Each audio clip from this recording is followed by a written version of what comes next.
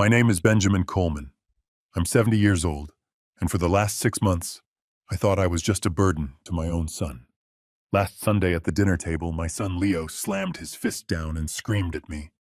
"Give my wife your room or get out of here right now," he screamed, in the $2 million house I had paid for. I just nodded, packed a small bag, and walked out the front door.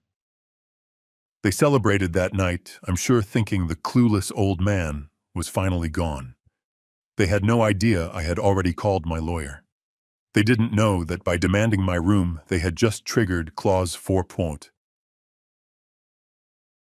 of a contract they never bothered to read. A clause that means in 30 days I won't just own my room, I'll own the entire house. Before I tell you how this happened and how I finally turned the tables, please let me know where you're watching from in the comments below.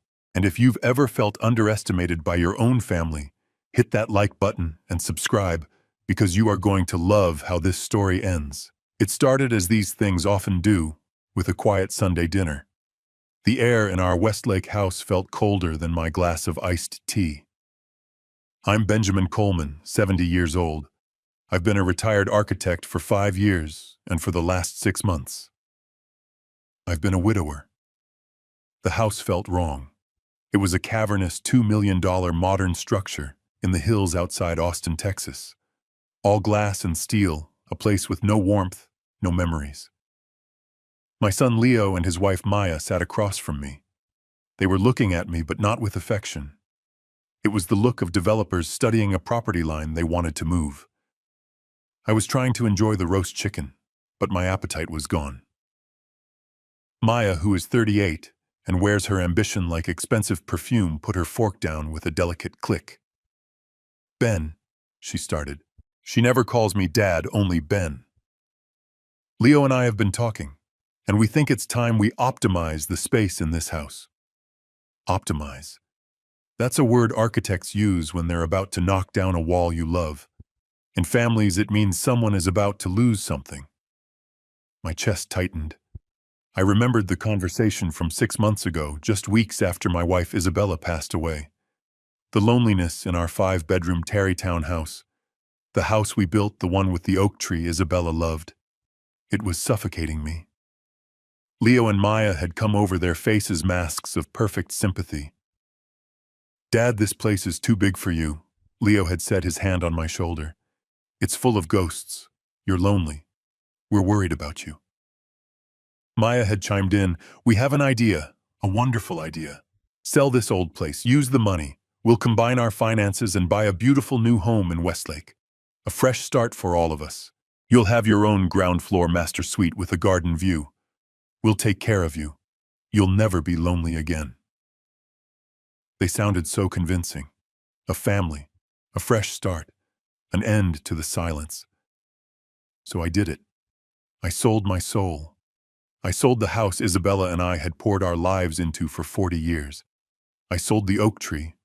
I took the $1.5 million from the sale, every last cent of my retirement, and handed it to them. They used it as the down payment on this $2 million monstrosity. They borrowed the remaining $500,000. I kept my end of the bargain. I funded their dream life, moved into the ground floor suite, and tried to pretend this cold glass box felt like home. Now, sitting at that dinner table, I realized their promise was about to shatter. "Optimize?" I asked, my voice quieter than I intended. Maya gave Leo a small, impatient nudge. "Leo."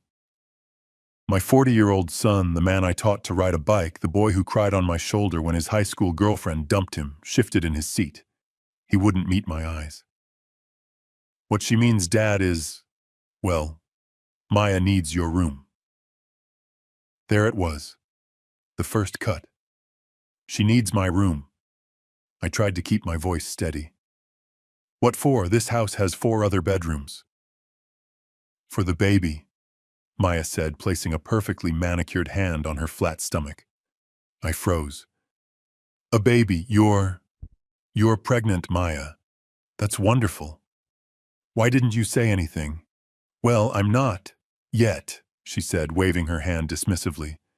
"But we're trying. And the stress of not having the nursery ready it's affecting my fertility. My doctor said I need a calm environment. I need to prepare. I looked at her, then at Leo. But the 2 rooms upstairs are empty. They're perfect for a nursery. No, Maya snapped, the sweet veneer cracking. I can't be climbing stairs all day when I'm pregnant or with a newborn. It's impractical. I need a room on the main floor, near the kitchen. Your room is the only one that works. I looked at my son, pleading with my eyes. Leo, you agreed to this. The ground floor suite was the arrangement. Leo just stared at his plate. The silence stretched. Maya sighed, a dramatic, long-suffering sound, as if I were the one being unreasonable. I finally asked the question that was hanging in the air, heavy and damp like the basement itself. So, where exactly did you plan on putting me? Leo cleared his throat. We already cleared out the storage room in the basement. It's actually pretty cozy. We can put a big TV down there for you. It'll be your own private space. The basement. I had been down there once to check the water heater. It was a concrete box, no windows. It smelled of damp drywall and mildew. The only light came from a single bare bulb hanging from a wire. They weren't optimizing space. They were burying me. No, I said. The word was quiet, but it landed like a brick. I'm not moving to the basement. The agreement was the master suite. Maya's eyes flashed with fury. She turned that look on Leo. It was a clear command. Handle him.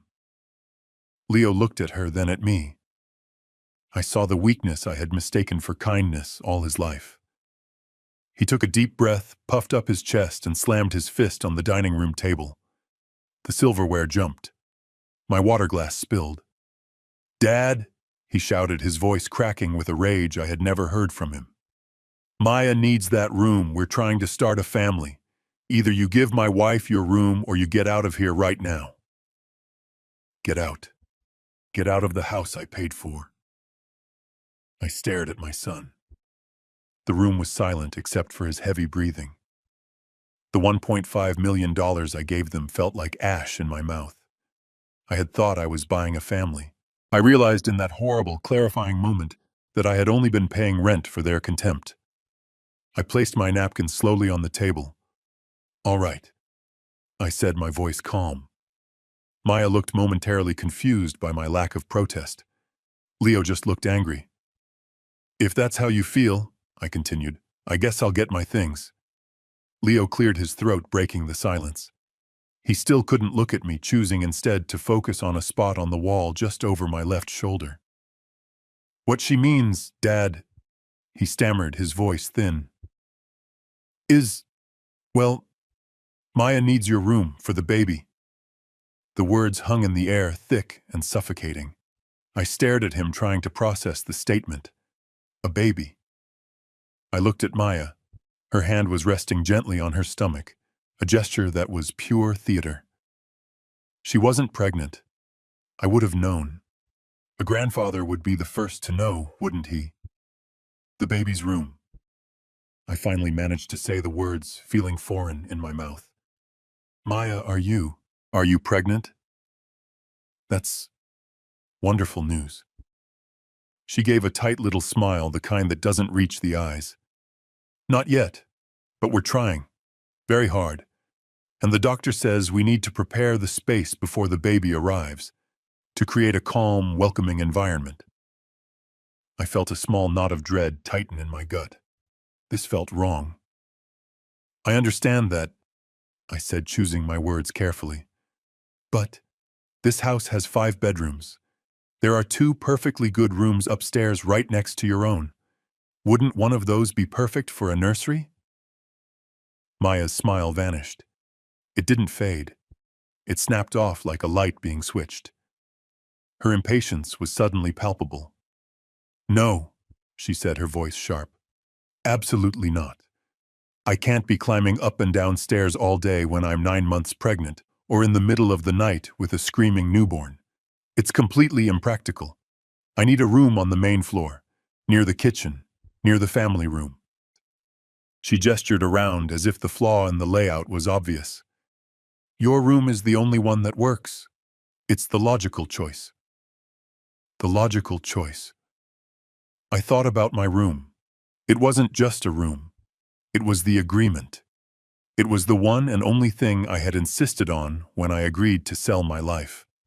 When I gave them $1.5 million, I didn't just hand over a check. I was an architect for 40 years. I made them look at the blueprints with me, so I pointed to the ground floor master suite. This, I had told them, is mine. This is my non-negotiable. It wasn't just about convenience. It was about dignity. It had its own bathroom with a walk-in shower for my bad knee. It had a small patio accessible through French doors that opened onto the garden where I had planted Isabella's favorite roses. It was the only part of that cold steel and glass house that felt like a sanctuary. It was the room where I kept the last of her things. Her favorite reading chair, the small watercolor painting we bought in Italy. It was my last foothold on the life I had known, and she was taking it. Not for a baby that existed, but for a hypothetical one. Besides, Maya added, her voice taking on a hard, brittle edge, my doctor said the most important thing for conception is to be completely 100% stress-free. And having this whole nursery situation undecided it's very stressful for me. She looked directly at me then, and I understood the unspoken message. I was the stress. My presence in that room, my simple existence on the main floor of the house I had paid for, was an inconvenience to her, an obstacle. I looked at Leo, hoping he would say something. Anything. He was my son. He knew what that room meant to me. He knew it was the anchor I had demanded. But he just sat there, tracing the rim of his water glass with his finger, his eyes downcast, a portrait of spineless agreement. He was going to let her do this. He was going to let her steamroll his own father. The silence in the room stretched, filled only by the quiet hum of the expensive wine fridge in the kitchen. They were waiting for me to capitulate. They were waiting for me to be the good old dad and shuffle off quietly. My mind raced. If I give up this, what comes next? I finally looked up from my own plate, which I hadn't touched. I looked past Maya's impatient glare and Leo's cowardly silence. I felt a chill that had nothing to do with the air conditioning. So, I asked, my voice barely a whisper. Where exactly would I go? Leo finally looked up, not at me, but at his wife. Maya gave him a small, sharp nod, a silent order. He cleared his throat, a nervous, raspy sound. Well, we figured it out, Dad, he said, trying to sound casual, helpful. We already cleaned out the big storage room in the basement. It's actually pretty big. It's fine. You can put your bed down there, a dresser. We'll even move the good TV in for you. The basement. The word just landed on the table and sat there cold and heavy. I didn't say anything. I just pictured it. I had been down there exactly once when we first moved in to check the circuit breaker. It wasn't a room. It was a concrete tomb. It was dark, with only one tiny slit of a window high up on the wall, a window that looked out onto a concrete well. It was damp with that permanent clinging smell of mildew and earth. The floor was cold, painted concrete. And it was loud. The massive water heater and the furnace were in one corner, humming and clicking. The washer and dryer were against the far wall. They wanted to put me down there to sleep next to the roar of the spin cycle and the constant groan of the heater. It was more than just a room. It was where I had stored the things that didn't fit in the new sterile house. It was where Isabella's old gardening tools were stacked. It was where her painting easels were covered in a dusty sheet. It was where I kept the boxes labeled Isabella's clothes, the ones I couldn't bring myself to give away. They weren't just moving me to another room. They were demoting me. They were storing me away with the old tools and the belongings of the dead. It was a profound, calculated humiliation. I let the silence stretch, looking from Maya's expectant hard face to Leo's cowardly averted gaze.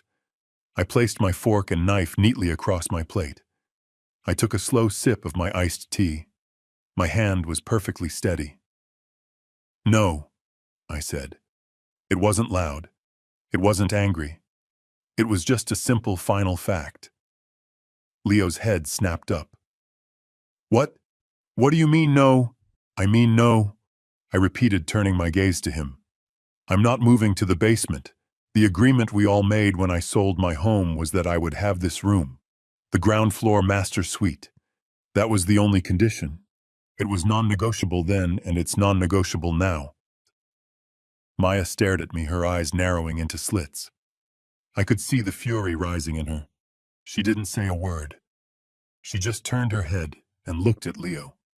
It was a look of pure, concentrated command. "Fix this. Now." Leo saw it. He flinched like a dog bracing for a blow.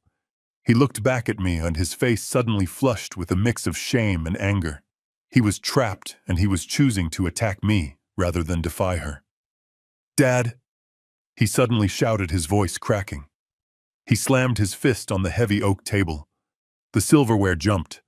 My water glass, the one I had just set down, toppled over, spilling ice and water across the polished wood. "Maya needs that room. We're trying to start a family, I already told you." His face was red, his eyes bulging. This was a rage I had never seen in him, a desperate, ugly tantrum. "Either you give my wife your room," he screamed, pointing a shaking finger at me, "or you get out of here right now. Get out." The words echoed in the sudden, shocking silence. Get out of the $2 million house my $1.5 million had bought. The room went still. Even Maya looked slightly surprised by the force of his explosion, though a small, triumphant smirk played on her lips. Leo was breathing heavily, his chest heaving, his face still contorted with rage. I didn't move. I just looked at my son, the boy I had raised, the man who was now ordering me out of my own home. The $1.5 million I had given them. It wasn't a down payment on a shared life. It wasn't a gift to my family. I saw it all with perfect, terrible clarity. I had used my life's savings to buy a ticket to my own humiliation. I wasn't family. I was just the price of admission.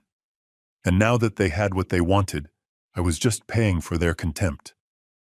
The shock of Leo's words hung in the air, sucking all the oxygen out of the room. He stood there, panting slightly, his face still red, looking like a child who had just thrown his worst tantrum and was terrified of the consequences. Maya, on the other hand, was a master of control. The moment the echo of "get out" faded, her entire demeanor shifted. The triumphant smirk vanished, replaced by a mask of horrified concern. She sprang up from her chair, rushing to my side. "Oh, Ben, oh my goodness!" she cooed, her voice dripping with false sympathy. She placed her hand on my arm. Her touch felt cold even through my shirt. "Leo, my God, what is wrong with you? Look, you've spilled water everywhere. You scared him." She turned to me, her eyes wide and pleading. "Ben, please, he didn't mean that. He truly didn't. He's under so much pressure at the firm. They're talking about layoffs, and he's been working 60-hour weeks. And on top of that, all this baby stress, it's making him crazy. He would never ever speak to you like that normally. You know that." She shot a look at Leo, a look as sharp and deadly as an icicle. It wasn't a request. It was an order. "Tell him you're sorry, honey, right now. Apologize to your father." Leo looked like he had been slapped. He flinched, his eyes darting from her to me and back again. He picked up a napkin and started aimlessly dabbing at the spilled water on the table, still refusing to meet my gaze. "Dad, I'm sorry," he mumbled into his chest. I didn't mean get out. I meant, you know, we all just need to be a little flexible here. For the baby." Flexible. That's what he called it. Throwing the man who paid for his house into a windowless cellar. Flexible. I just sat there, my hands folded in my lap. I was so tired. The fight had gone out of me the day I buried Isabella. These last 6 months had been a long gray fog of grief, and this house was supposed to be my safe harbor. It was supposed to be the place I wouldn't be alone. The thought of fighting them, of turning my life into a war zone, was exhausting. I didn't want a war. I just wanted peace. I wanted a family, and a small, desperate part of me, a part I was ashamed of, wanted to believe them. It wanted to believe this was all just a misunderstanding, that Leo was just stressed, that Maya was just an anxious mother-to-be, that they really did care about me, and this was just a temporary problem. It was easier to believe that lie than to face the terrifying truth that I was 70 years old, alone, and had just been betrayed by my only son. Maya saw the hesitation in my eyes. She saw my exhaustion, and she moved in for the final soothing lie. "He's right, Ben," she said softly, her voice now a gentle purr. She crouched down slightly beside my chair, forcing me to look at hers. "It's just temporary. That's all we're asking. Just for a few months. A year at the absolute most. Just until the baby is sleeping through the night and I'm not running up and down the stairs. That's all. Then you can have your beautiful room back just the way it was. We promise, but don't we, Leo?"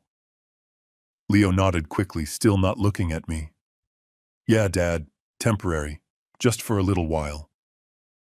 A few months. A year." It sounded like an eternity to be locked in a basement. But it also sounded finite. It sounded like an endpoint. It sounded like a compromise that would avoid a war. It sounded like the path of least resistance. I looked at Maya's carefully constructed face, all concern and sincerity. I looked at my son, who was now just a shell, a puppet for his wife. I was an architect. I had built bridges. I knew how to compromise. "All right," I said, the word barely audible. "Temporary." Maya's face lit up a blinding, victorious smile. "Oh, thank you, Ben, thank you. You won't regret this. You're the best. We'll make the basement so cozy you won't even want to leave." She threw her arms around me in a hug that felt like a spider's web. I didn't hug her back.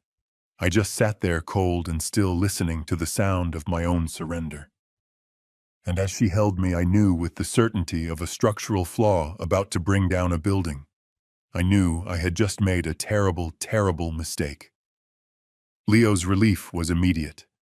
He saw my silence as hesitation, not the profound humiliation it was, and he jumped in to sell the idea, his voice suddenly filled with a false, booming enthusiasm. "It'll be great, Dad. Seriously great," he said, forcing a smile that didn't come close to his eyes. "We'll install the 70-inch flat screen down there. You know, the big one from the family room. It'll be your ultimate man cave." He managed a short, barking laugh. "Total privacy. No one will bother you at all. You can watch your history shows as loud as you want. We'll even get you a mini fridge for your beers. It'll be fantastic."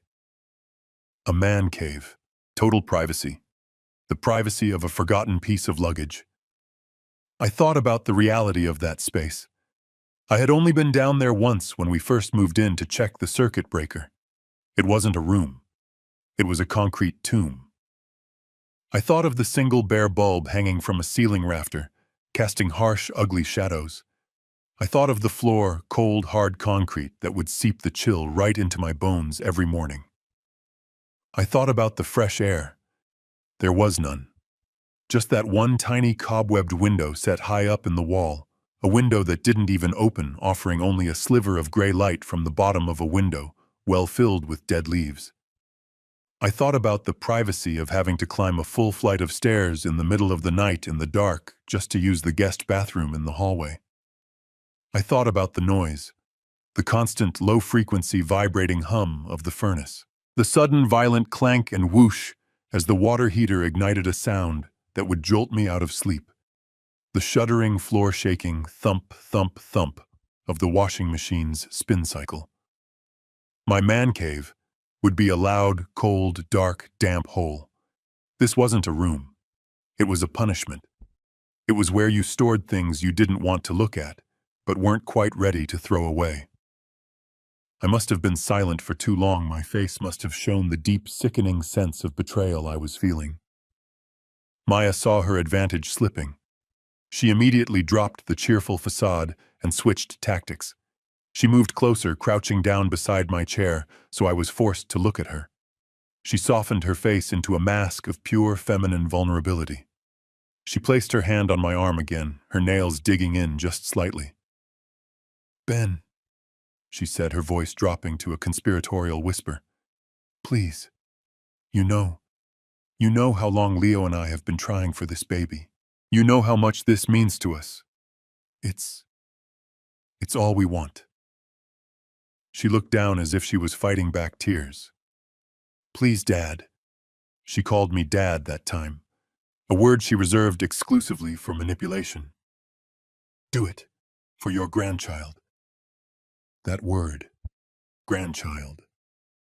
It hit me exactly where she knew it would. It was a perfectly aimed blow delivered with surgical precision right to the center of my grief. My wife, my Isabella. She had wanted grandchildren more than anything in the world. In her final months, that's all she talked about. She would hold my hand, her own grip weak and papery, and whisper, "You'll have to be the grandfather for both of us, Ben. Promise me you'll spoil them." A grandchild. Maya was offering me the one thing Isabella had dreamed of, the one thing that might bring a spark of light back into my empty gray existence. I looked at Maya's pleading, upturned face, a perfect imitation of sincerity. I looked at Leo, my son, who was nervously shredding his napkin under the table, still refusing to meet my eyes.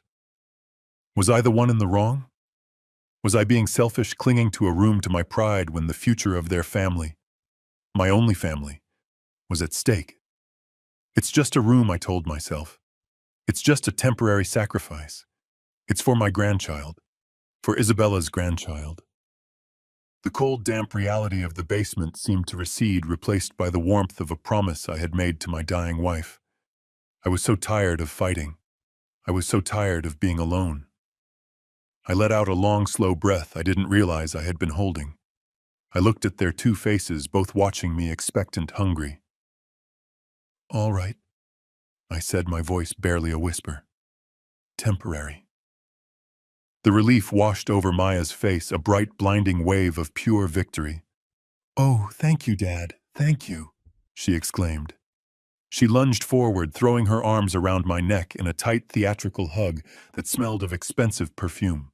"You are the absolute best. You won't regret this, I promise. We will make that basement so cozy, you'll feel like you're in your own private apartment." Her voice was high and celebratory. I kept my arms stiffly at my sides. I didn't hug her back. I just stared at the wall over her shoulder, feeling the cold, hard weight of her designer bracelet against my neck. It felt like a shackle. She finally pulled away, her smile still dazzling and false. Leo, seeing his wife's victory, visibly relaxed. The tension drained from his shoulders, replaced by that hollow, forced enthusiasm he always used when he was uncomfortable. "That's great, Dad, really great," he said, coming over to give my shoulder a few quick, awkward pats. "This is the best solution for everyone. Here, let's get you started. I'll help you move your things down right now. It won't take long at all." He was already walking toward my bedroom, my sanctuary, eager to finalize the eviction, eager to get the unpleasant part over with so the celebration could truly begin. I stood up slowly. My joints ached, but it was my heart that felt heavy. I felt like I had just signed a confession for a crime I didn't commit. I walked into my beautiful sunlit room, the room with the garden view, and picked up the small suitcase I kept in the closet. I started placing a few shirts inside my toiletries, the book I was reading. As I carried that first suitcase out into the hallway, I paused. I could hear them from the kitchen. Their voices were low, conspiring, excited.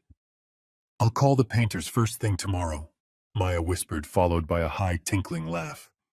"Maybe a charcoal gray for the accent wall." Leo laughed with her, a sound of pure relief. They weren't even waiting until my bed was cold. They were already redecorating, erasing me while I was still standing right here. I walked to the basement door, turned the knob, and faced the steep, unlit stairs. The smell of damp air and dust rose up to meet me. I descended into the chill. Leo followed me down, carrying my reading lamp and a box of books. He set them on the bare concrete floor with a dull thud, sending up a small puff of dust. "See, Dad," he said, gesturing vaguely into the gloom. "Plenty of room?" Plenty of room. The space was a cavern of shadows dominated by the looming metallic giants of the furnace and the water heater. It was lined with shelves full of paint cans and old tools. My son didn't stay to help. He just dropped the box and hurried back up the stairs, back to the light, back to his wife, his footsteps sounding quick and light on the stairs like an escape. I was alone. I looked at the small corner they had cleared for me. It was right next to a stack of sealed cardboard boxes piled 6 high, covered in a fine layer of dust. I didn't have to read the neat black marker I had written on the side of each one. I knew what they were. Isabella, paintings. Isabella, garden journals. Isabella, winter clothes. My entire life with my wife boxed up and stored in a tomb, and now they were adding me to the collection. I had to physically push the boxes containing my wife's memories, push her aside, just to make space for my narrow cot. The scraping sound of the cardboard on the concrete was the only sound in the room. The pain of it was a physical thing, a sharp sting behind my eyes. This wasn't a compromise. This was a desecration. This was the deepest, most profound humiliation of my life. I unfolded the cot. Its metal legs scraped harshly on the floor. I placed my lamp on an overturned crate. This was my new home. That first night was a new kind of hell. The concrete floor leached every bit of warmth from the air. I lay under 3 blankets, still wearing my sweater, and shivered. Sleep was impossible. Every 15 minutes, the water heater ignited with a terrifying whoosh that sounded like a jet engine, followed by a low, gurgling rumble that vibrated right through the thin mattress and into my bones. The furnace clicked and hissed a restless metallic breathing. But the worst sound came from directly above my head. Laughter. I could hear them muffled but clear. They were in my room. My room. I could hear the faint bass of their television. I heard Maya's high-pitched, triumphant laugh again. I heard the low murmur of their voices, happy and relaxed, settling into the space I had paid for. I lay there in the cold, noisy darkness, staring at the exposed pipes on the ceiling. I finally understood. I hadn't made a mistake. I had handed them the shovel and willingly let them bury me alive. I didn't sleep. It's impossible to sleep when a 50-gallon water heater ignites with the sound of a jet engine every 45 minutes. I lay there, in the cold, musty dark, my back screaming from the thin cot, listening to the house settle above me. I listened to their laughter fade as they went to sleep, in my old room, in my old bed. When the first sliver of gray, watery light finally filtered through the high, dirty basement window, I felt like I had aged 10 years in one night. My bones ached. I pulled myself stiffly from the cot. I needed coffee. Real coffee from the real kitchen, not the instant powder I kept down here next to the dehumidifier. I needed a single, simple moment of human dignity.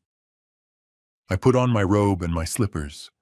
The concrete floor was ice-cold against the thin soles. I climbed the stairs, my hand gripping the railing, feeling every one of my 70 years. The house upstairs was silent. Leo, I assumed, had already left for work. Maya, the new queen of the manor, was probably still asleep in my bed. I walked down the hall toward the kitchen, my mind focused only on the coffee pot. But I stopped. The door to my old room, the ground floor master suite, was open. I heard voices, men's voices, and the soft sound of a radio playing a pop station. Paint fumes, sharp and chemical, drifted into the hallway. I paused my hand on the doorframe and looked inside. My mind was braced for what pale yellow paint? A border of cartoon animals, maybe the small pale pieces of a half-assembled crib in the middle of the floor. I was expecting to see the beginnings of the nursery. The reason for my sacrifice. What I saw instead was a construction zone. 2 men in white paint-splattered overalls were inside. One was on a ladder meticulously taping the high ceiling. The other was rolling a thick, dark paint onto the main wall. It wasn't a soft, welcoming yellow. It wasn't a gentle baby blue. It was a deep, aggressive charcoal gray. It was the color of a boardroom, not a nursery. And on the far wall, the wall where Isabella's armchair and reading lamp used to sit, massive panels of floor-to-ceiling mirror were leaning, waiting to be installed. I just stood there, completely baffled. My architect's brain was trying to process the design choice. It made no sense. This wasn't a baby's room. It looked like a high-end boutique gym. "Maya," I called out. My voice was hoarse. She emerged from the master bathroom, not in a bathrobe, but in a sleek, black, head-to-toe Lululemon outfit. It was the kind of expensive athletic wear that was clearly designed for appearance, not for sweat. Her hair was pulled back in a tight, perfect ponytail. She was holding a rolled-up yoga mat. She jumped when she saw me, her hand flying to her chest in that theatrical way she had. "Ben, goodness, you scared me half to death. I thought you'd be sleeping in. You know, adjusting to your new space." "My new space. The cellar." I just pointed dumbfounded at the wall of mirrors, at the dark gray paint. I don't understand," I said. "I thought this was for the baby." Maya let out a high, airy laugh. It was the laugh of someone who has been caught but feels absolutely no shame. "Oh, it is! It absolutely is!" she said brightly, walking to the center of the room and unrolling her yoga mat with a snap. "But you have to prepare the space first, Ben. You have to clear out all the old stagnant energy." She gestured vaguely around the room as if my presence, my life, my memories were a stain that needed to be painted over with an oppressive gray. "This," she continued, striking a pose, her arms stretching toward the ceiling, "is all part of the process. I need a calm, quiet Zen space to get my mind right, for the baby." She smiled at me as if sharing a profound secret. Yoga. Yoga is amazing for conception. My doctor said so. All that stress it just melts away." She turned and admired her own reflection in the half-installed mirror.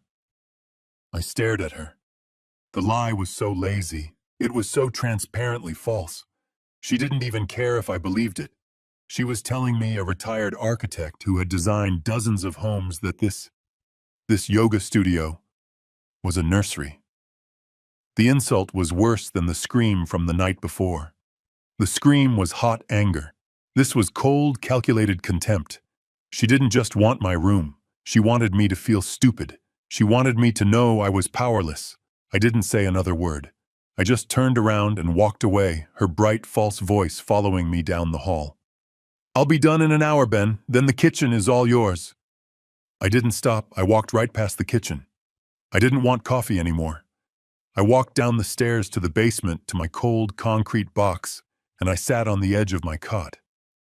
She thought I was an idiot. She thought I was a clueless old man who would believe anything, and she wasn't even bothering to put any effort into her lies anymore.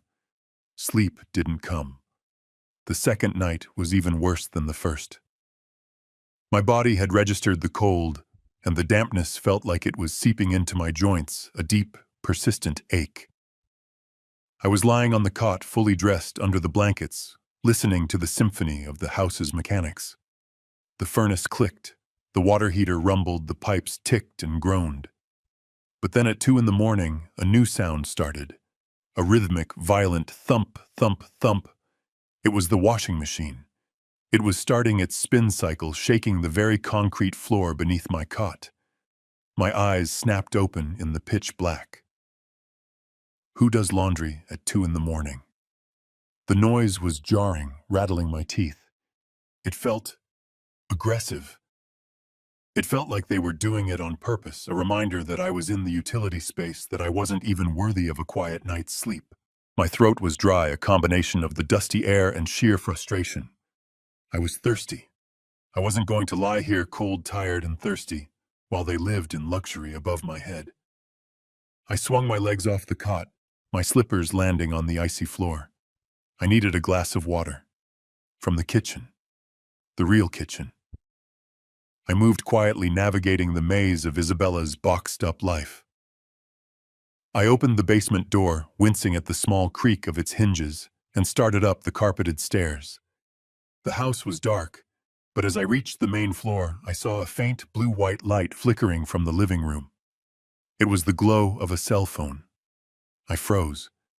My first thought was that Leo was up unable to sleep, maybe feeling guilty. But the house was silent, except for the distant muffled thump of the washing machine below. I took a step into the hallway, keeping to the shadows, and then I heard her voice. It was Maya. She was in the living room, her back to me curled up on the expensive sofa that I had paid for. She was whispering, but the whisper was sharp, agitated. "I told you it would work," she hissed into the phone. "Just give me some credit." No, of course he bought it. He bought the whole "it's temporary" thing, hook, line, and sinker. I stopped breathing. My heart felt like it had been dunked in ice water. She paused, listening to the person on the other end. Then she laughed, a low, cold sound that sent a shiver down my spine. "Pregnant?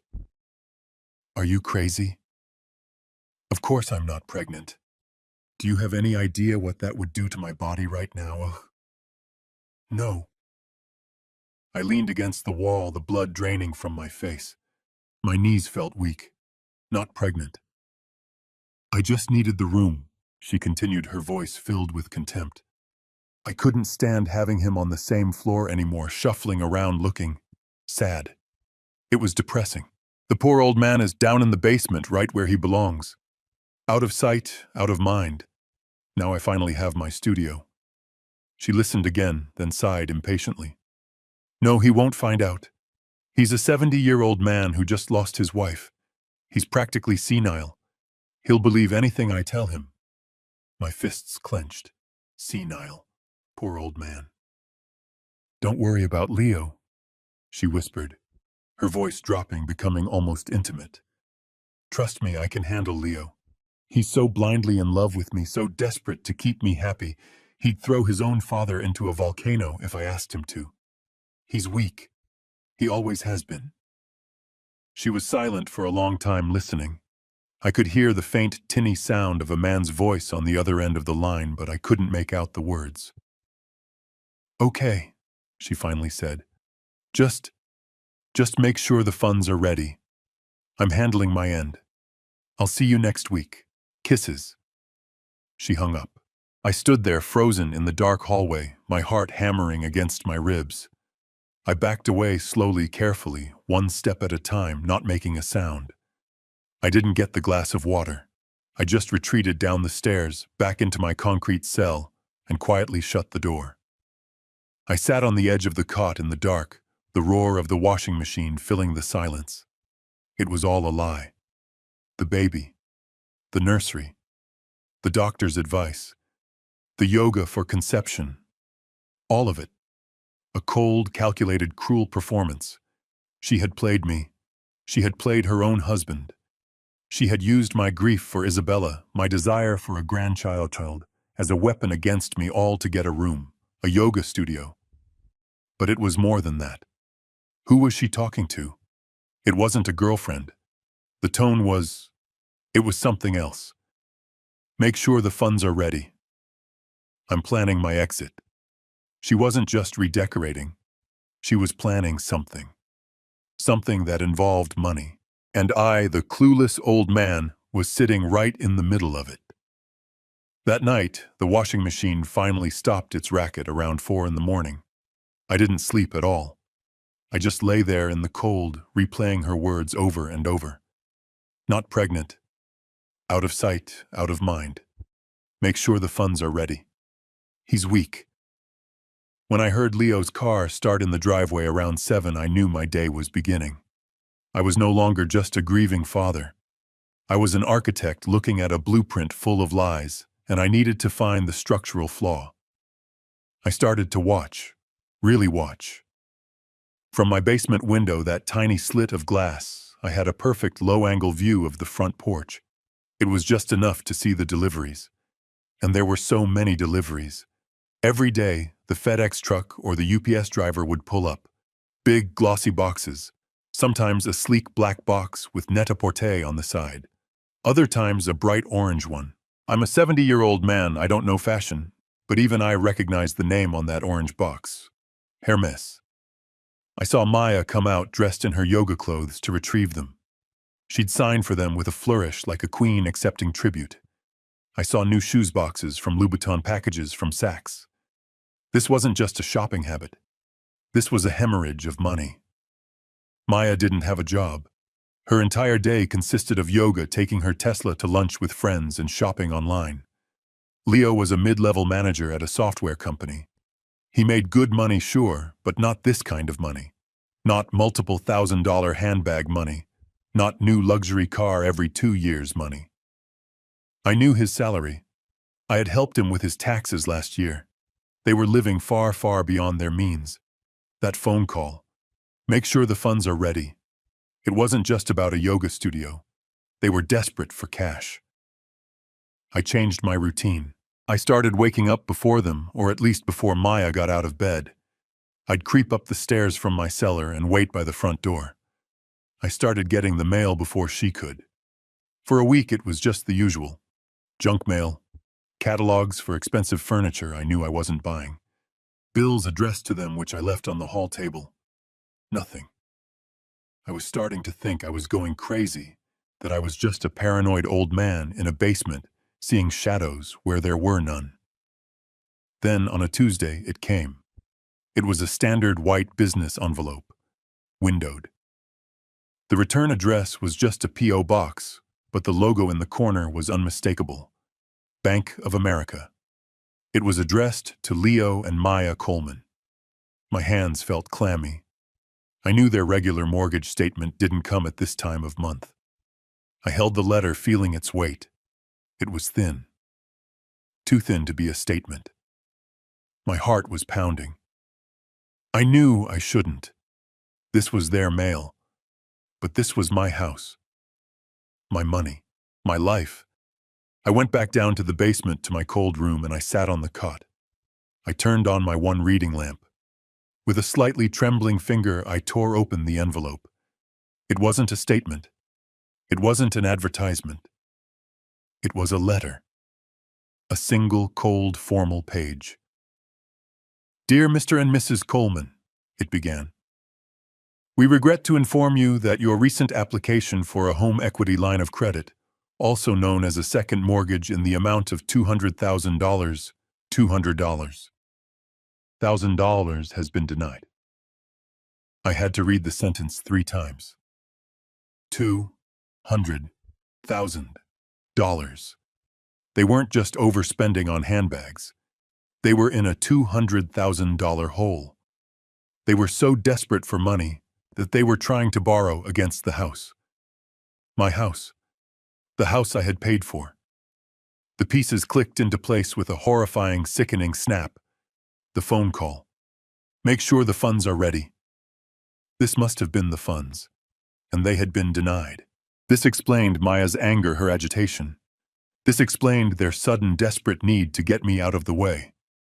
But as I stared at the rejection letter, the fog of my confusion and despair finally cleared, replaced by a cold, hard clarity. They were desperate, and in their desperation they had gotten sloppy. They had forgotten who they were dealing with. They had forgotten that I wasn't just a clueless old man. I was an architect. I was a man who read every single line of a contract. I thought back to that day in my lawyer's office 6 months ago. Patrick Croft, my attorney, had been sliding the papers across the desk. Ben, he'd said, this is a massive gift. Are you sure you're protected? And I had smiled. Add the standard land lease clause, Patrick, just in case. They were trying to take out a second mortgage, a new financial encumbrance, on a property where they didn't even own the land. They just made a fatal mistake. My hand was shaking, but it wasn't from fear anymore. It was from adrenaline. It was the cold, sharp clarity of an architect who has just found the critical flaw in a blueprint. This letter, this rejection letter was the flaw. They were sloppy. They were desperate. And in their greed, they had just handed me the very weapon I needed to tear the whole rotten structure down. I didn't hesitate. I fumbled for my cell phone, the cheap prepaid one I'd been using. My fingers scrolled past Leo's name, past the notifications from my rideshare app. I found the contact I needed, the one I had saved under PC. I stepped away from the rumbling water heater, pressing myself into the dark corner by Isabella's boxes, hoping the signal would hold in this concrete tomb. The phone rang twice. Patrick Croft's office. Patrick, I said, my voice low and steady. It's Ben Coleman. Are you free to talk? It's urgent, and it's private. I heard the familiar sound of his office chair creaking, then the muffled click of his door closing. Ben, of course. I'm closing the door right now. What's going on? You sound awful. Is everything okay with Leo and Maya? It is, I said. And it isn't. Patrick, I need you to pull a file, the big one, the Coleman Family Trust. Specifically, I need you to look at the Westlake property agreement, the 99-year land lease I set up for them. There was a pause. Patrick was more than my lawyer. He was an old golf buddy. He knew my family. The land lease, he asked, his voice suddenly cautious. That thing was ironclad. Ben, what's happened? I took a deep breath, the musty, damp air of the basement filling my lungs. And I told him. I told him everything. I started with the Sunday dinner, the demand for my room, the ridiculous, transparent lie about a nursery. I told him about the ultimatum. He said that... Patrick's voice was tight with disbelief. He put his 70-year-old father in a basement. That's where I'm calling you from right now, Patrick, I said.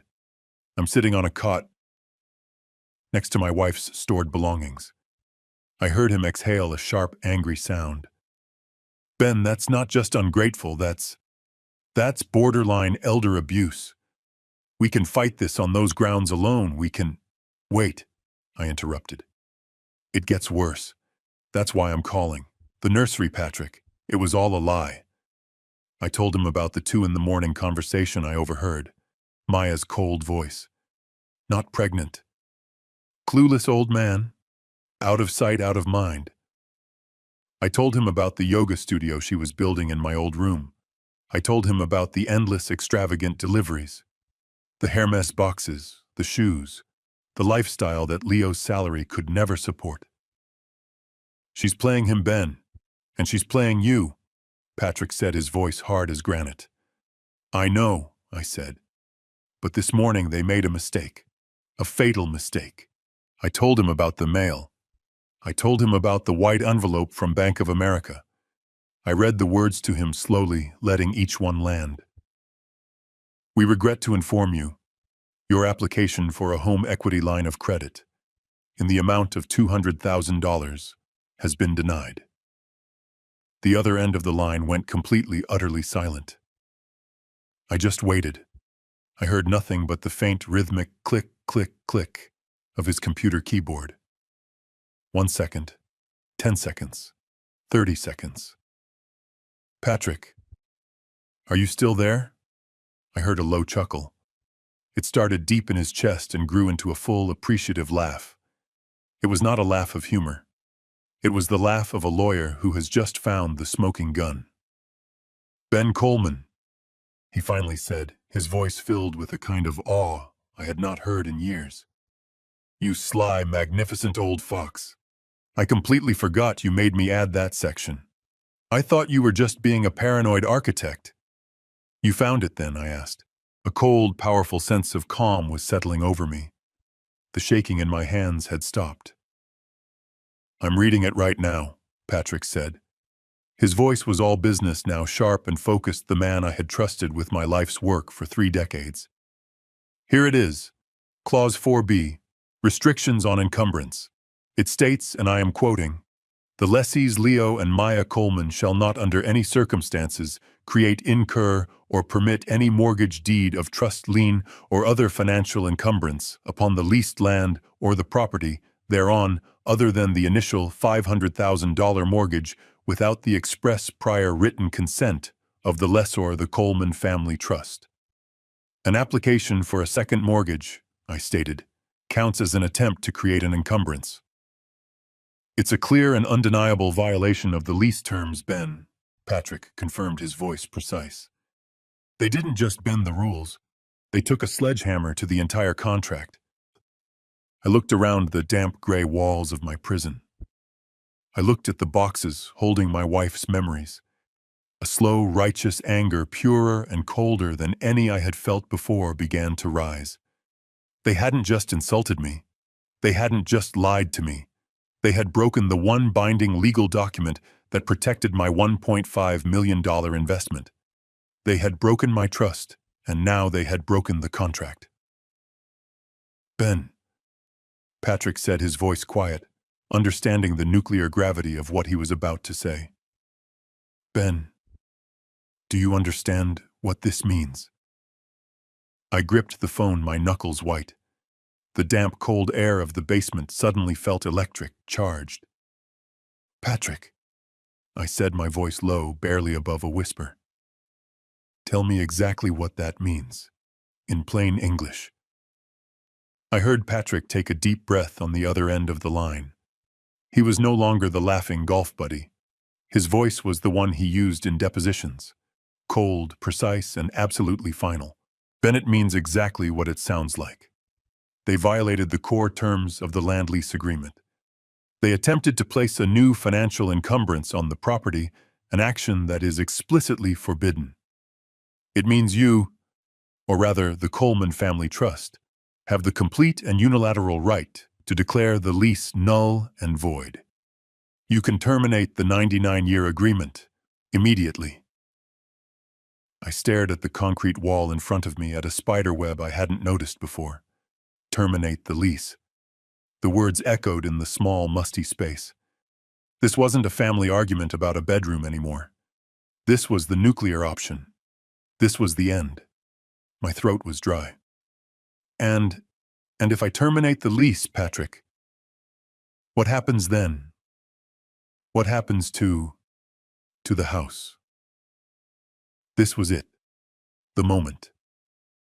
That, Patrick said, and his voice was very, very quiet, is the genius of the clause you had me write. They don't own the land, Ben. They only own the structure sitting on it. If the land lease is terminated, they are, in the eyes of the law, trespassing on your property. So I just tell them to leave. Oh, it's better than that, he said. According to Section 4.c, Remedies for Default, they have 30 days, 30 calendar days from the moment they are served the notice. I held my breath. 30 days to do what? To move their property off your land. I was confused. Move their property, you mean their furniture, their clothes, the Tesla? No, Ben, Patrick said, and I could hear the grim satisfaction in his voice. I mean the house. They have 30 calendar days to physically lift that entire $2 million structure off its foundation and move it off your land. If they fail to do so, if by 5 p.m. on the 30th day that house is still sitting on your property, the house itself, the entire structure, defaults to the landowner. It becomes the sole unencumbered property of the Coleman Family Trust, free and clear. I had to sit down. I sank onto the edge of the cot, the cheap springs groaning in protest. The phone felt impossibly heavy in my hand. My God. I remembered it now.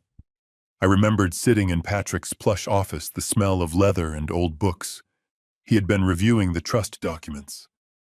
Ben, he'd said, looking at me over his glasses, a 30-day removal clause for your son. Isn't that a bit aggressive? It's standard for a skyscraper in downtown Dallas, not a family arrangement. And I remember what I told him. Contracts keep families honest, Patrick. Just put it in. It's a formality. It will never be used. A formality. I never, not in a million years, thought I would be the one to use it. I never imagined my son, my Leo, and his wife would be the ones acting dishonestly. I thought it was just a piece of paper, a safety net buried in legalese. Now I realized it wasn't KN, a safety net. It was a guillotine. And they had just willingly placed their necks on the block. Ben, are you still there? Patrick's voice brought me back. Ben, this is it. This is the solution. This is how you get them out. This is how you take back control. I can have the default notice drafted and sent by a process server this afternoon. They'll have it by dinner. I looked around the miserable basement. I looked at the boxes of Isabella's life piled up in the corner like garbage. I heard Maya's cold, mocking laugh in my head. Clueless old man. Out of sight, out of mind. He'll believe anything. They thought I was powerless. They thought they had won. They thought I was just a sad, senile old man they could lock in a cellar. But something was still missing. That rejection letter was the what. Maya's secret phone call was the who. But I still didn't have the why. Why were they so desperate for $200,000? A yoga studio doesn't cost that much. Even a closet full of Hermes bags doesn't explain trying to illegally mortgage a $2 million house. That kind of desperation comes from something else. Debt, gambling, blackmail. Maya's words. Make sure the funds are ready. It was tied to something bigger. If I pulled the trigger now, I would get the house, yes. But I would never know the full story. I would never understand how my son got tangled in this. I would never know who that man on the phone was. Patrick, I said, and my voice was firm now. The fog of shock was clearing, replaced by that cold, architectural precision I had lived by for 40 years. I need you to do exactly as I say. Draft the termination papers, prepare the notice of default, get everything ready to be filed at a moment's notice. I want it ready to launch. I'll have it on my desk in an hour, he said, sensing the change in my tone. I'll wait for your signal. Good, I said, but do not send it. Do not file anything, not yet. Ben, why wait? They violated the contract. It's over. Let's end this. Because it's not over, I said, staring at the dusty cobwebbed window. They're arrogant, but they're not stupid. They're desperate, and I want to know why. There is something else going on in my house, Patrick. Something bigger than handbags and yoga mats. I need one last piece of evidence. I need to know just how deep this rot actually goes. And how are you going to do that while you're trapped in a basement? A small, cold smile touched my lips. I'm not. They think I'm a clueless old man who is just going to accept his fate. They think I'm weak, defeated. It's time I use that to my advantage. I'm going to give them exactly what they think they want. I'm going to disappear. I needed them to be comfortable. I needed them to believe I was truly gone, defeated. If I was going to catch them, they needed to drop their guard completely. And for that to happen, the clueless old man had to perform his final act. I waited until the next morning, just after Leo had left for work. I went up the stairs from the basement, my steps heavy and slow, just like I knew Maya thought they should be. I found her in the kitchen, scrolling through her phone, drinking a green smoothie. I had packed a single small suitcase. It was one of Isabella's old ones from the basement, a soft-sided, worn-out valise. I had filled it with a few old sweaters, 2 pairs of pants, and my shaving kit. Just enough to look convincing. I set it down in the hallway, making just enough noise for her to look up. She saw the suitcase, and her eyes, just for a fraction of a second, lit up. It was a flash of pure, unadulterated triumph. She quickly masked it with a look of concern. Ben, she asked, her voice soft. What's that? I shuffled my feet. I looked at the floor. I let my shoulders slump. I channeled every bit of the grief and exhaustion I truly felt, but I directed it at myself, not at her. I've been thinking, I said, my voice thick and low.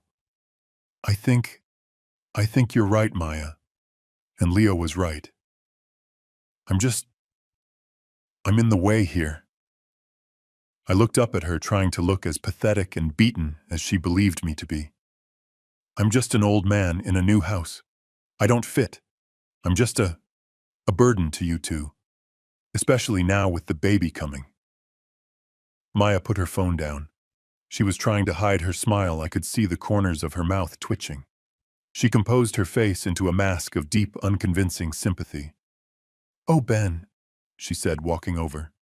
She didn't touch me this time. We don't, we don't think you're a burden. We just, we just knew you weren't happy. I'm not, I agreed, letting the lie hang in the air.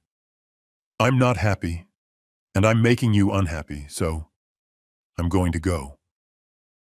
This time she couldn't hide her surprise. Go, go where? I was thinking, Florida. I said, the lie coming easily. I have an old friend, well, a cousin of Isabella's, Clara, down in Sarasota. She's a widow, too. I think I'll go visit her for a while. A few weeks. Maybe a month. Get some sea air. Get out of your hair. Aunt Clara didn't exist. I had no friends in Sarasota. But Maya didn't know that. Her face broke into a radiant, genuine smile, which she quickly tried to cover, turning it into a look of thoughtful understanding. Ben, that is a wonderful idea, isn't it? She said to the empty room as if Leo were there. A vacation. Oh, you deserve it more than anyone. All this stress. You need to rest. You need to heal. She was practically vibrating with excitement. Yes, I said. Rest. That's it. When were you thinking? She asked, her voice casual but her eyes sharp. Now, I said. I've already packed. I'll just drive to the airport. Oh, so soon. Well, if you're sure. She practically bounced on her feet. Do you need a ride? Oh, no, you have your car, of course. Well, this is just the best thing for you. I'm so happy you're taking care of yourself. She walked me to the front door, her arm linked through mine, as if we were the dearest of friends. She was guiding me out, pushing me, herding me toward the exit. You have a wonderful time, Ben. You hear, have a fantastic trip, and please, she added, her eyes shining with false sincerity. Don't you worry about a single thing here. We will be perfectly fine. Just focus on yourself. I looked at her one last time. Thank you, Maya, for everything. She smiled, the picture of a loving, dutiful daughter-in-law. Of course, we're family. I got into my old sedan. I put the suitcase in the passenger seat. I looked back at the $2 million house. Maya was standing in the doorway waving. It was a bright, cheerful, energetic wave. A good riddance wave. I pulled out of the driveway. I turned right, heading toward the highway, the direction of the Austin Bergstrom International Airport. I drove for half a mile until I was sure I was out of sight. Then I took the next exit. I circled back around. I did not go to the airport. I drove straight downtown to the glittering 30-story tower of glass that was the Four Seasons. I pulled my 10-year-old sedan up to the valet, right behind a brand new black Porsche. The valet looked at me, then at my dusty car, then at my sad, worn-out suitcase with just a hint of confusion. I didn't care. I walked into the massive marble lobby, the air smelling faintly of white tea and money. Checking in, sir? The woman at the desk asked, her smile polite but practiced. Yes, I said. I need a suite, a quiet one, with a good view of the city, for an indefinite period. 20 minutes later, I was standing in a $1,000 a night corner suite on the 22nd floor. The room was twice the size of my basement cell, with a king-sized bed, a marble bathroom, and a floor-to-ceiling window that looked out over the entire Austin skyline. The irony was so thick I could taste it. They thought I was on a sad trip to Florida, probably staying in some cheap motel. They thought I was defeated, gone, irrelevant. I sat on the plush velvet sofa. I took out my cell phone. I didn't call Patrick. Not yet. I had one more piece to put in place. I was building my fortress. I dialed a number I had found online that morning. Hello, Sand and Sea Properties. This is Brenda speaking. Hello, Brenda, I said, my voice perfectly calm. My name is Benjamin Coleman. I'm calling about a property you have listed in Galveston. The one on Beach Drive. The modern glass house. Oh yes, the Heron's Watch. A beautiful home, sir. I'm sure it is, huh? I said, looking out at the city below. I'd like to schedule a viewing for tomorrow morning. Wonderful. Are you pre-approved for financing? I smiled. That won't be necessary. This will be a cash purchase. I couldn't just leave. I couldn't just walk away and let them think they had won.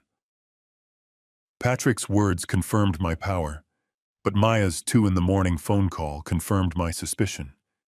They were desperate for money, and they were lying to everyone, including each other. I needed to know what would happen when the clueless old man was no longer there to be an obstacle. The plan formed in my mind the day before I left. Maya had announced she was going to a very important all-day spa retreat with her friends. I just need to de-stress Ben, she'd said, for the baby, you know. It was the perfect window of opportunity. Leo was at work. She was gone. I had the entire $2 million house to myself. I am an architect.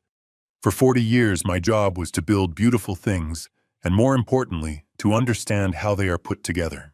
I specialized in hiding structural supports in plain sight, making the functional invisible. Hiding a tiny 2-inch camera would be child's play. I went to the living room, to the massive custom-built oak bookshelf that lined the main wall. I scanned the shelves. I needed the perfect spot. Not too low, not too high. Something that would never be moved.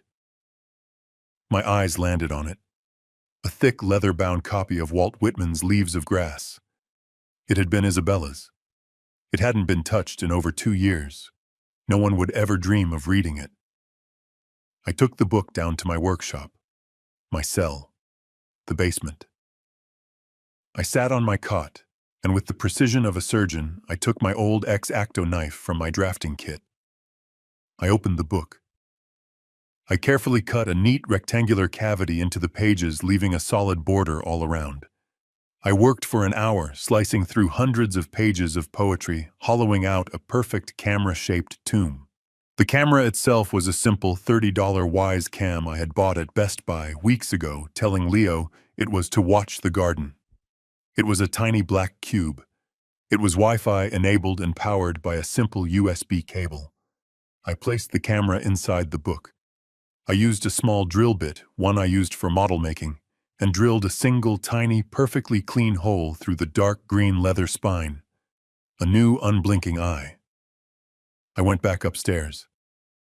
I threaded the thin power cable through the back of the bookshelf down to an outlet that was completely hidden. I plugged it in. I placed the book back on the shelf right between a copy of Moby Dick and an old family photo album. I adjusted the angle. It was perfect. From that vantage point, the camera's wide-angle lens captured the entire living room, the dining table, and the main entryway. I synced it to the app on my phone. The image flickered, then focused. Crystal clear. I could see the sofa. I could see the kitchen entrance. I had my eye. Now sitting in my $1,000-a-night suite at the Four Seasons, I finished my call with the Galveston realtor. I set the phone down. I picked up my laptop. I opened the Wise app. The screen was black for a second, then the live feed flickered to life. There it was. My living room. Their living room. I could see the expensive sofa. I could see the kitchen counter where I had been humiliated. The house was empty. Maya was probably still out celebrating my departure. The trap was set. I poured myself a glass of Macallan 18 from the minibar. I swirled the amber liquid, the city lights of Austin twinkling below me like a million diamonds. I sat back in the plush velvet armchair. I took a slow sip. The whiskey burned a warm, welcome sensation. I looked at the live feed on my laptop, an empty stage waiting for the actors to appear. "All right, Maya," I whispered to the empty hotel room. "The clueless old man is in Florida. The house is all yours."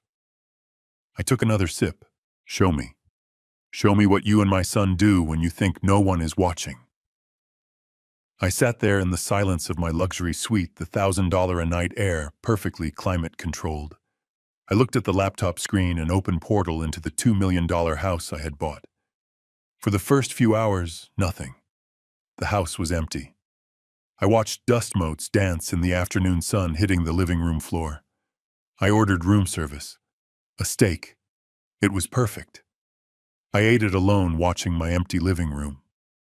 Around 7 p.m. the front door opened on the camera feed. Leo and Maya came in. They didn't look sad. They didn't look conflicted. They looked light. They were carrying bags of expensive-looking takeout.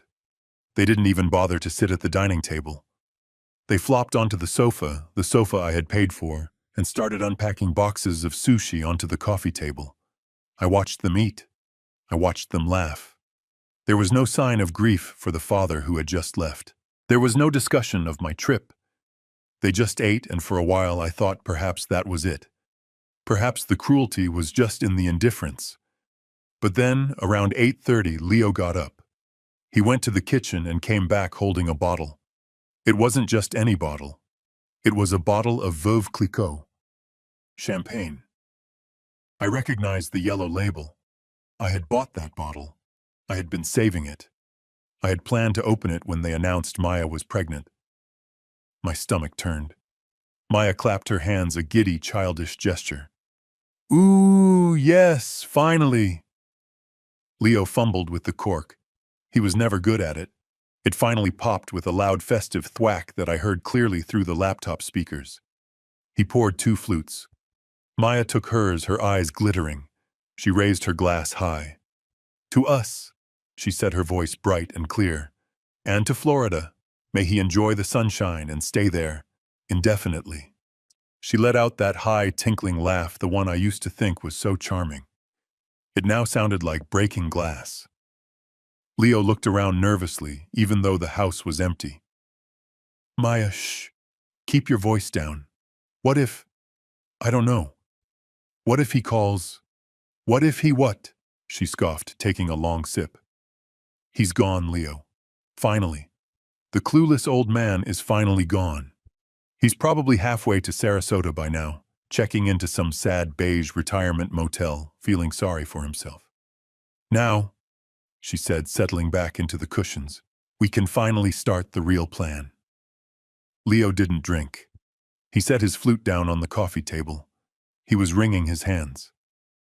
"Maya, I'm still not sure about this. It's too risky. We're talking about selling the house. What if he finds out? It's Dad's house. He paid for almost all of it." I leaned forward in my hotel chair. Selling the house. I watched Maya's face transform on the screen. The joy vanished, replaced by that cold, hard impatience I had seen at the dinner table. "Leo," she said, her voice low and dangerous. "Are you stupid, or are you just weak? Stop saying Dad's house. Our name's Leo. Yours and mine. They are the only names on the deed to this structure. His name is nowhere on it. He just gave us the money. It was a gift. A stupid, sentimental gift from a stupid, sentimental old man. I know, but legally, the land..." "Forget the land," she snapped. "This is the plan. It's simple. The market in Westlake is insane.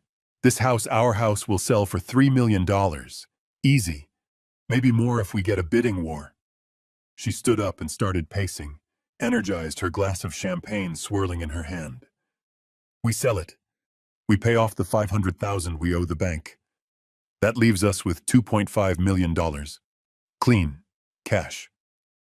She stopped pacing and turned to face him. Her smile was predatory. "And then, Leo? We split it." Leo just stared at her, completely confused. "Split it? What do you mean we'll buy a new place, right? A smaller place just for us." Maya let out a short, barking laugh. It was the ugliest sound I had ever heard. "Oh, Leo, my sweet, simple Leo. You really don't get it, do you?" She walked over and sat down very close to him. She ran a finger down his chest. "I mean," she said, enunciating every single word, "we split it. 1.25 million for me, 1.25 million for you." She paused, letting the numbers sink in. And then we get a divorce. I froze. The glass of Macallan in my hand stopped halfway to my lips. My blood went cold. Divorce. On the screen, Leo looked like he had been struck by lightning. His face was a mask of pale, slack-jawed shock. Divorce, he whispered. His voice was hoarse. Maya, what are you talking about, I thought. I thought we were doing this for us. For the baby. For our future. I watched the laptop screen, my hand frozen on the glass of whiskey. I watched my son's face pale and utterly lost. Divorce, he whispered again. Future Maya. What are you talking about? Maya let out that horrible cold laugh again. She stood up from the sofa and walked over to the fireplace, running her hand over the expensive marble mantel. Oh, Leo, she said, her voice dripping with a pity that was more cruel than any insult.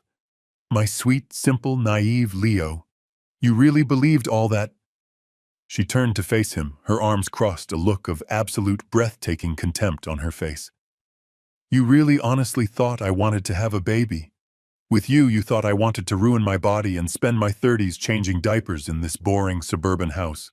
But you said, Leo stammered, his voice childlike. You said the doctor. The stress. The stress. She barked a single sharp laugh. The only stress I had was figuring out how to get your senile old father out of my yoga studio. The baby was just a story, Leo. The most obvious story in the world. And you both bought it. God, you Colemans are so predictable. All I had to do was mention a grandchild, and your father practically ran to the basement. She shook her head, as if amazed by our stupidity. I needed that $200,000, Leo, she said, her voice turning hard and flat. I needed it to start my handbag business, my real life. But your father, with his name secretly on everything, must have ruined our credit. The bank said no. They rejected the loan, so that just means we have to move to Plan B. Plan B, Leo whispered. He looked like he was going to be sick. Plan B, she confirmed. Sell everything. Liquidate. Get out. I'm done waiting, Leo. I am done living this sad little life with you, pretending to be a dutiful wife, pretending to care about your boring job and your pathetic sad sack father. She picked up her champagne flute and drained it. So here is the new plan. We sell this house. The market is high. We'll get $3 million at least. We pay off the bank's $500,000. That leaves $2.5 million. Clean. She set the glass down with a sharp click. I take my half $1.25 million. I am moving to California. I am going to start my business, and I am going to live the life I actually deserve. And you, she said, pointing a finger at him, you can take your $1.25 million and do whatever you want with it. She smiled a truly venomous, chilling smile. You can go find your father in Florida. You can cry on his shoulder and tell him how sorry you are. Honestly, I don't care what you do. The camera lens was perfectly clear. I watched as the blood drained from my son's face. I watched his hand, the one holding his own champagne flute, go slack. The glass just fell. It didn't shatter, it just thudded onto the expensive Persian rug, champagne splashing onto the carpet and his pants. He didn't even notice. Maya, he said. His voice was unrecognizable, a dry, cracked whisper. You've been lying to me this whole time, our whole marriage. Oh, don't be so dramatic, she scoffed, rolling her eyes. I didn't lie about everything. I liked the house, I liked the money. But you said you loved me. Maya sighed, a sound of profound boredom, as if she was dealing with a toddler. Leo, I needed a partner who could provide this.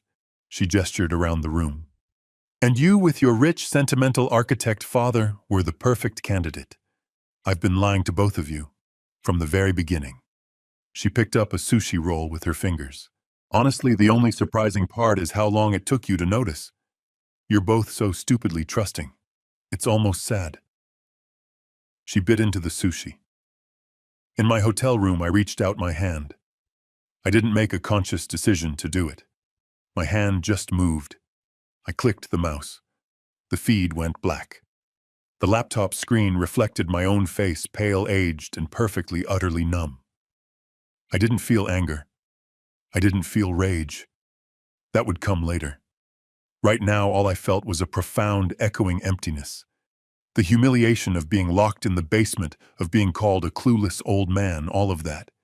It paled in comparison to the agony I felt in that moment. It wasn't for me. It was for my son. I had just watched his entire life, his entire marriage, everything he believed in, be systematically and cruelly dismantled in front of his eyes by the woman he loved. A woman who saw us both as nothing more than marks, fools to be fleeced. I had come on this trip to find out why they were desperate for money. I had found out. I had come to see if I could find a way to fix my family. I had learned there was no family left to fix. There was just a predator and her victim. I stood up.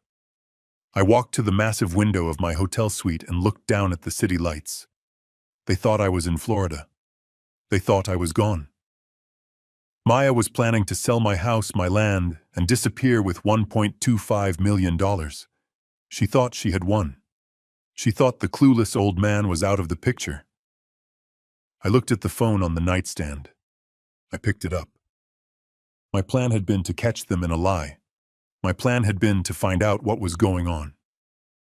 My plan had just changed. I knew exactly what I had to do. I slept. For the first time in 6 months, I slept a deep, dreamless 8-hour sleep. I woke up in my hotel suite, the morning sun streaming through the massive windows. The city of Austin was already bustling below. But I felt nothing. No rage, no sadness. The emotional core of me had been burned clean. All that was left was a cold, quiet, architectural precision. I had a problem to solve, a structure to demolish. I didn't call Leo. I didn't call Maya. I ordered a full breakfast from room service. Eggs Benedict. I ate every bite. Then I packed my small, sad suitcase, checked out of the $1,000 a night hotel, and got into my old sedan. I didn't drive back to Westlake. I didn't drive to the airport. I pointed my car south toward the I-10, and I drove. The 4-hour drive to Galveston was a blur. I didn't listen to the radio.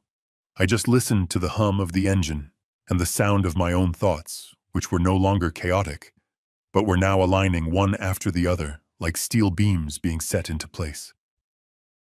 As I crossed the causeway onto the island, the air changed. The thick, humid air of central Texas gave way to the sharp, metallic, salty tang of the Gulf of Mexico. It was the smell of my childhood, the smell of Isabella's favorite vacations. It was the smell of freedom. I met the realtor Brenda at her office. She was exactly as she sounded on the phone, all bright colors and a big, toothy smile. "Mr. Coleman, so glad you could make it down. We've got a wonderful day for house hunting. I've got 3 lovely little retirement bungalows lined up for you, all on one level, very manageable." I shook her hand. "Brenda," I said, my voice flat, "I appreciate that, but I think there's been a misunderstanding. I'm not looking for a retirement home." Her smile faltered just for a second. "Oh, but you said on the phone, a place by the sea." "I'm not looking for a place to manage," I said. "I'm not looking for a place to die. I'm looking for a place to live. I'm looking for a fortress." She was a professional. She recovered quickly. A fortress. "I see. Well, I think I have just the thing. It's a bit over the price range you mentioned, but it's unique. And it's all about the view." She drove me to the west end of the island, where the houses were bigger, newer, and built to withstand hurricanes. We pulled up to a house that didn't look like a house at all. It looked like a statement. It was 3 stories of steel and glass rising up from the dunes, a defiant modern cube against the wild open sky. It was magnificent. It was the exact opposite of the Tarrytown house I had shared with Isabella. It had no ghosts. It had no memories. "This is Heron's watch," Brenda said, her voice a little breathless, as if she was impressed by it herself. 3 bedrooms, 4 baths, an elevator, and a full glass panoramic view from every single room. We walked inside. The entire south-facing wall, all 3 stories of it, was just glass. Nothing but glass. And beyond it, the vast, endless, churning gray-green of the Gulf of Mexico. It was built on massive concrete pilings 15 feet above the sand. This house wasn't afraid of the water. It dared the storm to come.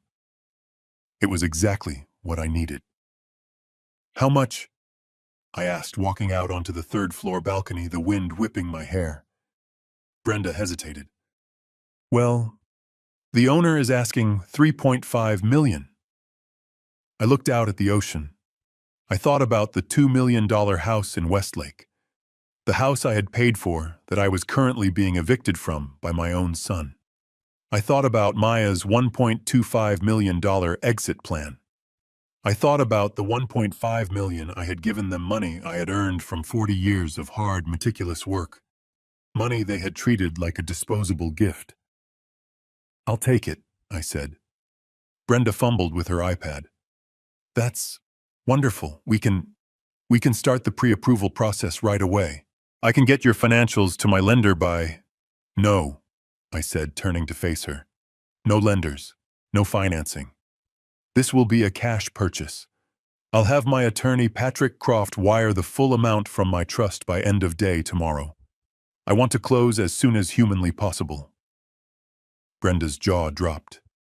She looked at me, at my 10-year-old sedan parked in the driveway, at my worn-out shoes, at my sad little suitcase in the trunk, and then back at my face.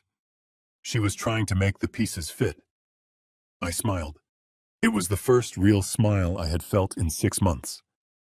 "I've recently liquidated another property." I signed the initial offer right there on the hood of her car. An hour later, I was back in my hotel room in Austin, the contract faxed to Patrick. "Patrick," I said on the phone, "I'm buying a house." "Ben, what?" "A house where I thought you were in Florida." "I am, in a manner of speaking," I said. "I'm in a hotel. I'm buying a $3.5 million glass fortress in Galveston. I need you to wire the money from the trust's reserve account." There was a long silence. "Ben, are you sure? This is a massive move. This isn't just a reaction." "It's a reaction, Patrick. It's the right reaction. I've been sleeping in a concrete box for a week while my son and his predator of a wife drink champagne in my bedroom in the house I paid for. I am done being the victim. I am done being the clueless old man. I am Benjamin Coleman. I am 70 years old, and I am taking my life back, starting right now. Wire the money." I heard him sigh, and then that low, appreciative chuckle again. "You got it, Ben. Consider it done. The fortress is yours. So, what's the next move, General?" I walked out onto the balcony of my hotel suite. The sun was setting over the Austin Hills. The lights of the Westlake mansions, my mansion, were beginning to glitter in the distance. I knew they were in there, Leo and Maya, probably planning their illegal house sale, dreaming of their $1.25 million payouts. They were celebrating, thinking I was 1,000 miles away, defeated. I took a slow sip of my Macallan. "Now, Patrick," I said, a cold, hard calm settling over me. "Now, you send the termination notice. Send it by process server. Tomorrow morning. I want it in their hands while they're still in their bathrobes." I looked out at the lights of my house. "Enjoy the view while you can, Maya," I whispered to the wind. "You have 30 days. I spent 2 days in my new glass fortress just breathing. I walked on the beach. I ate fresh shrimp. I didn't check the camera. I didn't need to. I had all the evidence I required. I was just waiting, letting the pieces settle, letting them get comfortable in my absence, letting them commit in their minds to their betrayal. On the 3rd morning I woke up, I made a cup of coffee, and I walked out onto my new balcony. The ocean was calm. I took a sip. It was time. I dialed Patrick's number. He answered on the first ring. Patrick. I said, my voice as calm as the sea in front of me. It's Ben. Send the papers. Send them right now. Certified mail. Process server. Whatever is fastest and most legally binding.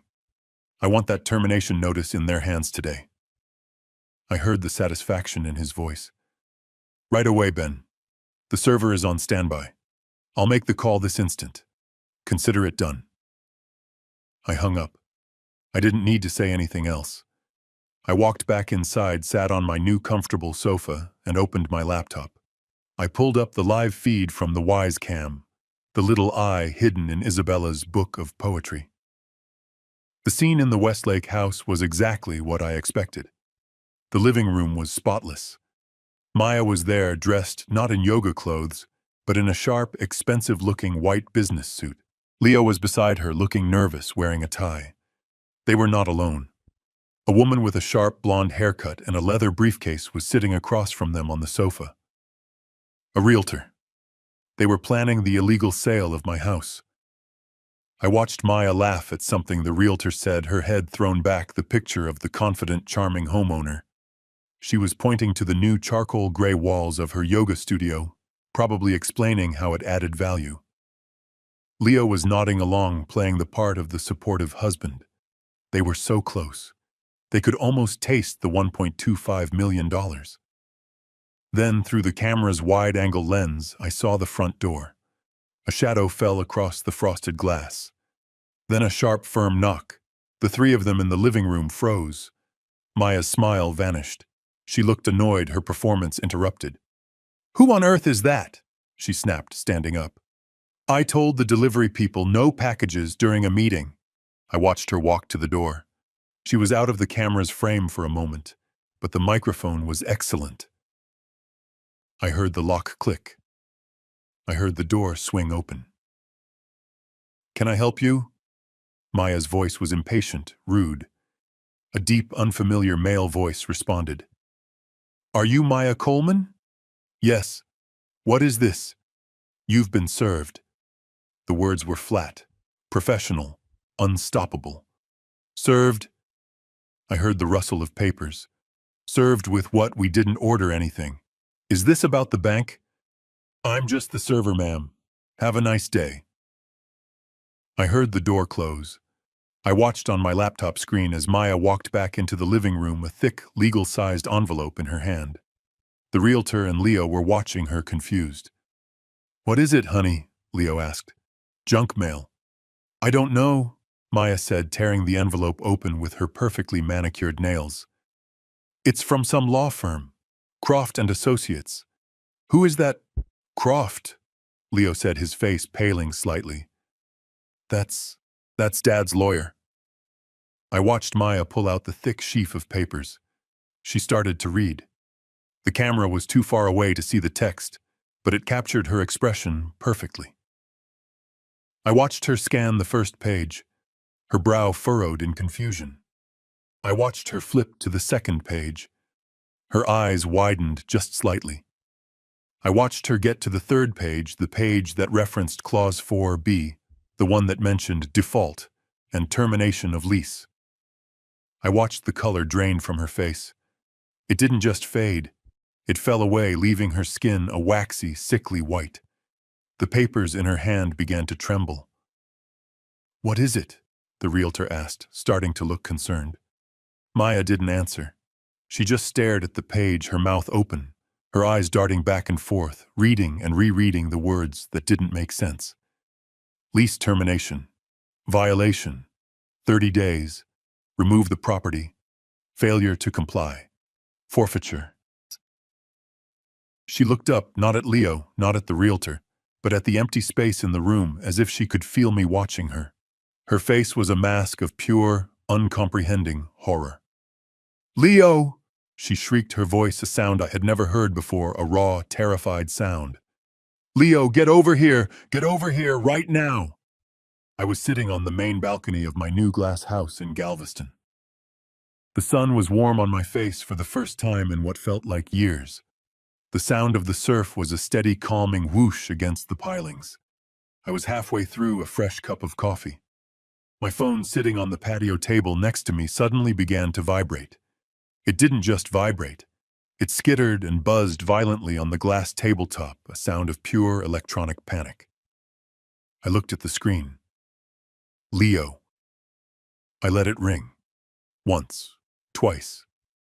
I watched a pelican dive into the surf. On the third ring, I took a slow sip of my coffee. On the fourth ring, I picked it up and pressed the speakerphone button. I wanted him to hear the ocean. I wanted him to know I wasn't in the basement anymore. Dad, are you there? What did you do? His voice was unrecognizable. It wasn't the voice of the confident man who had yelled at me. It was the high, thin, cracking shriek of a terrified child. What did you do? A man just came here. He gave us papers. He said you're suing us, Dad. What is this? The papers say we have to move the house. He was screaming now, hysterical. Is this a joke? What kind of sick joke is this? Tell me it's a joke. I looked out at the horizon. It's not a joke, Leo, I said.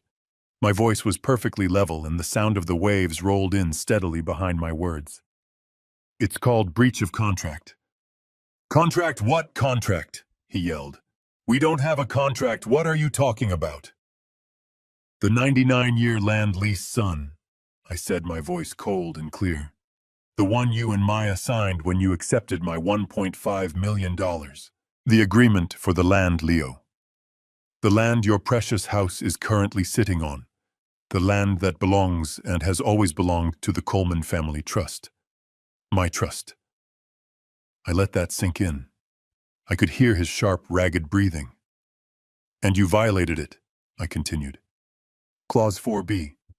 I'm sure Maya is reading it right now. No additional financial encumbrances. You tried to take out a $200,000 second mortgage on my property. You did it behind my back. You violated the terms. So I'm terminating the lease, effective immediately. I heard a muffled sound, a crash like a phone being dropped. Then I heard her. Maya was screaming in the background, not at me, but at Leo, her voice a raw, furious shriek. He's lying. He's a lying, senile old man. He can't do this. I checked the deed. I saw it. Our names are on the deed to the house, ours. He's lying. I waited patiently until her screaming died down into sobs. She's right, Leo, I said calmly into the phone. What? He whispered. She's right. Your names are absolutely on the deed to the house. You own the structure, 100%. You just don't own the land it's sitting on, and your lease for that land has just been terminated. I took a sip of my coffee. It was still warm. You have 30 days, I said. 30 calendar days to move your house, physically. Lift the entire structure off my foundation and move it somewhere else. Good luck with that. If you fail to comply and that $2 million house is still on my land at 5 p.m. on the 30th day, it defaults to me. The house, the fixtures, the overpriced appliances, everything becomes the sole property of my trust. Free and clear. There was a long, terrible silence. I heard a sound like a gasp, a high, strangled sob, probably from Maya.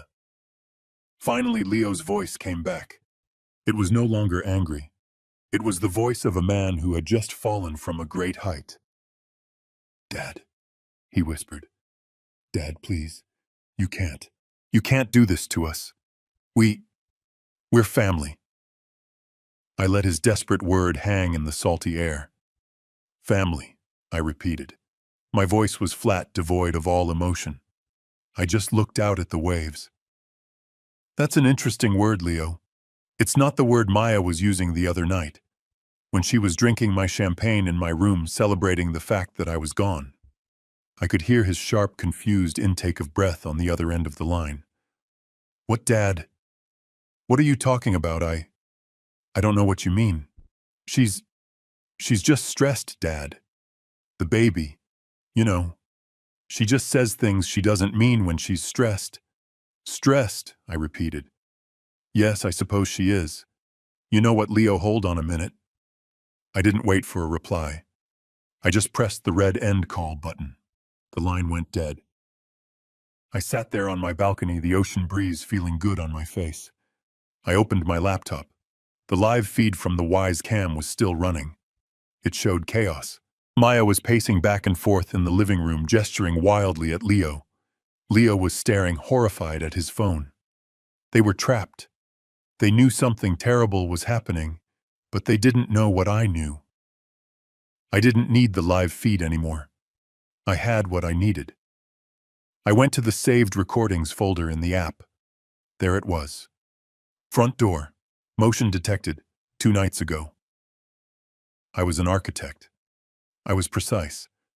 I didn't want the whole 4-hour file. I just wanted the point. I dragged the file onto my desktop and opened my simple video editing software. I found the timestamp, 8:31 p.m. I started the clip right at Maya's triumphant toast. To Florida, her voice said, clear as a bell from my laptop speakers. May he enjoy the sunshine and stay there indefinitely. I included Leo's nervous reply, and then I included her speech. I watched it again as I edited. Pregnant. Are you crazy? Of course I'm not pregnant. The clueless old man is down in the basement right where he belongs. We sell this house, $3 million. We pay off the bank. That leaves $2.5 million, clean. I take my half, $1.25 million, and we get a divorce. You really honestly thought I wanted to have a baby with you? I've been lying to both of you, from the very beginning. You're both so stupidly trusting. It's almost sad. I clipped it. The whole confession. The whole poisonous, unadulterated truth. 2 minutes and 12 seconds of pure venom. I saved the new file to my desktop. I named it The Truth. I opened my messaging app. I selected Leo's contact. I attached the video file. The upload bar filled slowly. It was done. I typed 4 simple words. Family son. I hit send. I watched the delivered notification appear. I didn't wait for the read receipt. I didn't want to be there for the explosion. I stood up. I turned my phone completely off. Not on silent. Off. The connection to their world was severed. I left the laptop in my suite, took the elevator down to the lobby, and walked out onto the beach. I slipped off my new shoes and walked onto the hard, wet sand near the waterline. I walked. I walked for a very long time. The tide was coming in. The cool Gulf water washed over my ankles. I didn't know what time it was. I didn't care. I thought about Leo. I knew what watching that video would do to him. It would be like watching his own life burn down in real time. Part of me, the father deep inside, felt a terrible, sharp pang of guilt. I had just handed my son a live grenade.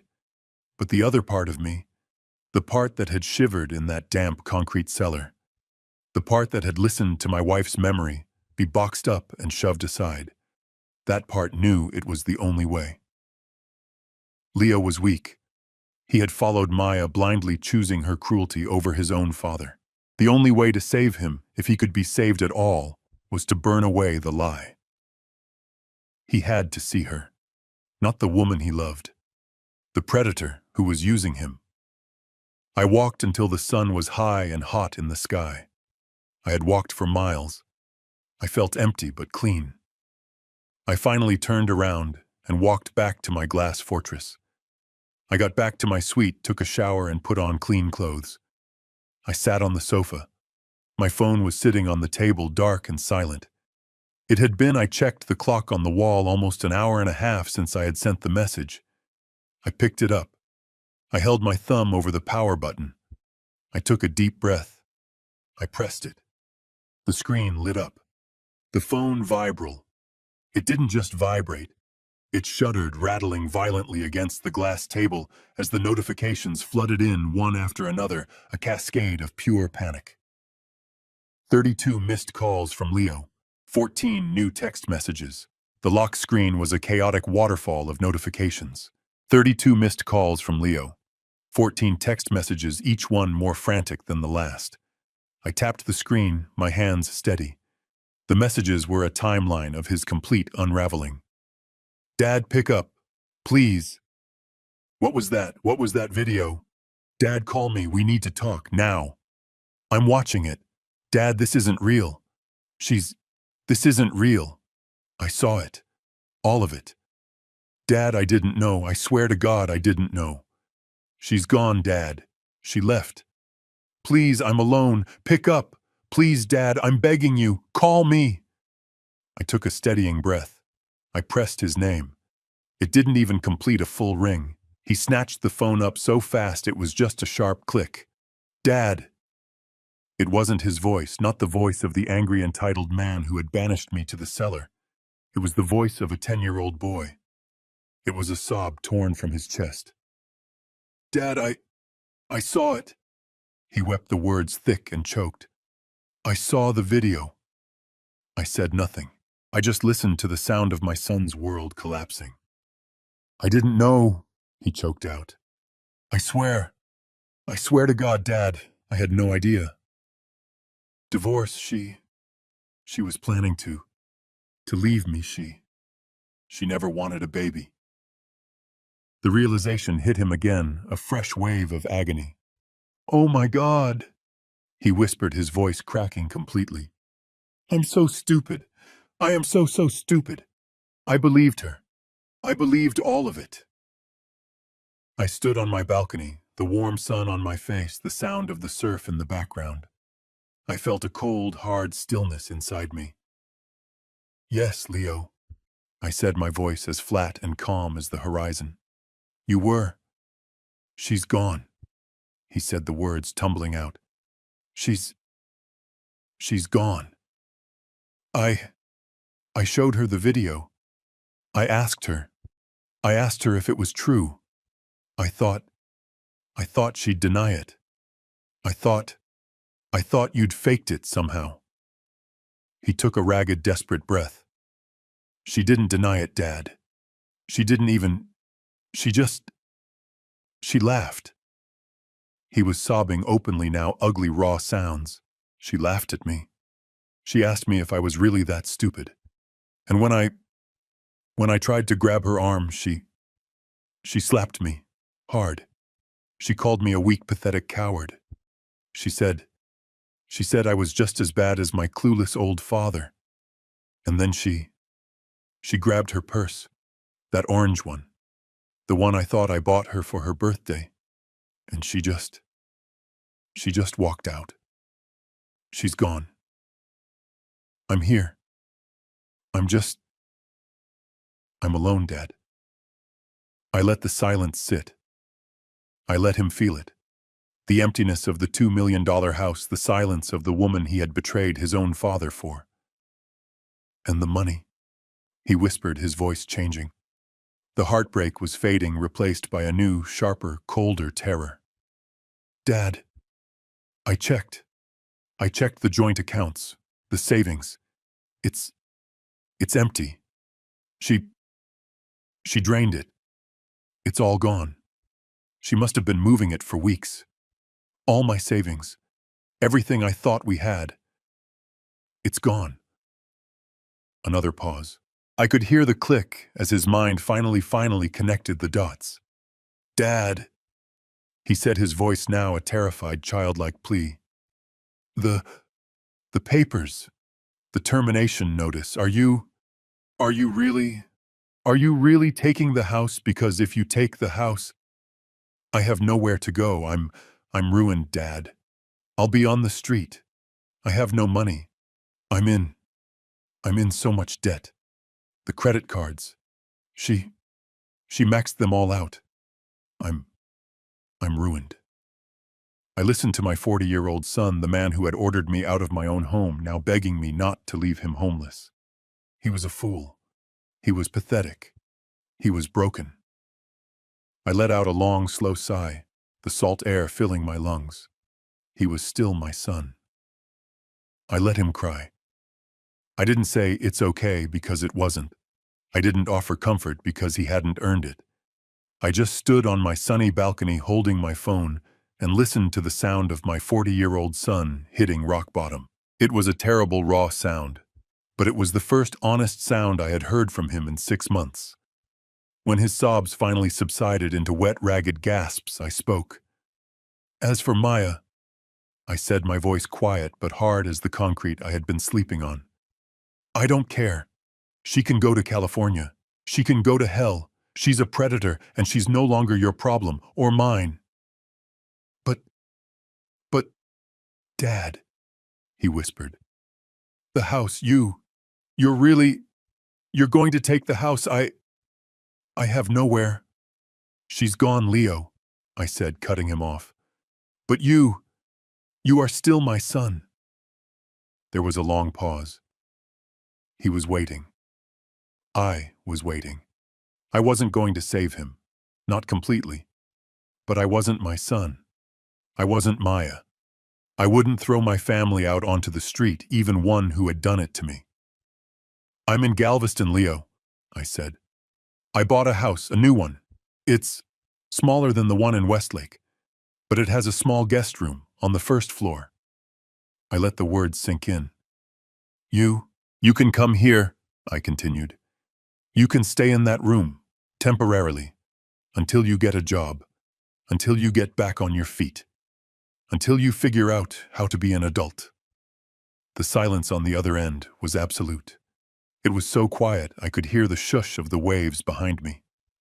When he finally spoke, his voice was a broken whisper, filled with a disbelief that was for the first time genuine. "Dad," he choked, You would do that for me after what I did after.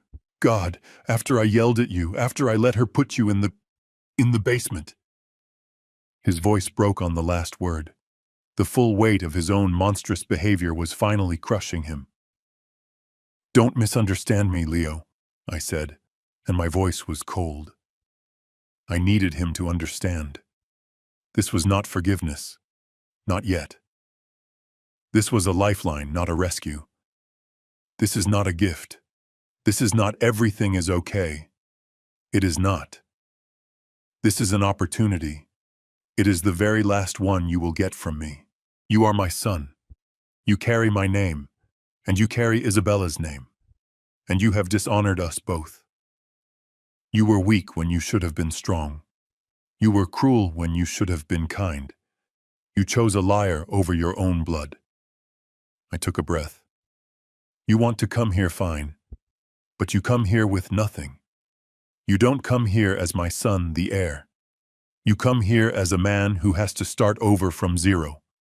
You will work. I don't care what it is. You'll get a job scrubbing dishes at the restaurant down the street if you have to. You will pay for your own food. You will do your own laundry.